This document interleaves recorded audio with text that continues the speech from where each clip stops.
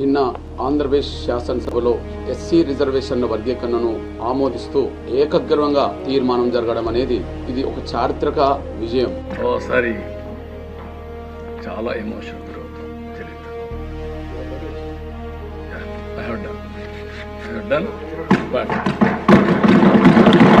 మాదిగల ఆకాంక్షలో మాదిగల డిమాండ్లో ఒక సంపూర్ణ న్యాయం ఆ డిమాండ్ లో కలిగి ఉన్నది అనడానికి సాక్ష్యమే నిన్న ఏకగ్రీవ తీర్మానం జరగడం. భారతదేశ చరిత్రలో ఒక అంశం మీద దశాబ్దాల తరబడి జరిగిన ఉద్యమంలో భాగంగా ఈ 3 దశాబ్దాల కాలంలో ఎన్ని సందర్భాల్లో శాసనసభలో చర్చ జరిగినప్పటికీ ఉమ్మడి ఆంధ్రప్రదేశ్ మొదలుకొని ప్రస్తుతం 2 తెలుగు రాష్ట్రాల్లో ఎప్పుడు ఎస్సీ వర్గీకరణ మీద ఒక చర్చ జరిగినప్పుడు అది తీర్మానం రూపం దాల్చే సమయంలో పార్టీలకు అతీతంగా ఎస్సీ వర్గీకరణకు సంపూర్ణ మద్దతు ఏకగ్రీవ తీర్మానం ద్వారా అందుతున్నది. అది గౌరవ మొట్టమొదటి తీర్మానం ఉమ్మడి ఆంధ్రప్రదేశ్ లో ఏకగ్రీవంగా తీసుకున్నదే ప్రస్తుత ఆంధ్రప్రదేశ్ ముఖ్యమంత్రి వర్యులు పెద్దలు వర్గీకరణ పోరాటానికి నిరంతరం అండదండలు అందిస్తూ వర్గీకరణ ప్రక్రియను సంపూర్ణంగా పూర్తి చేయడంలో కీలకమైన పాత్ర పోషిస్తున్న గౌరవ చంద్రబాబు నాయుడు గారే మొదటి తీర్మానం 98లో పెట్టారు.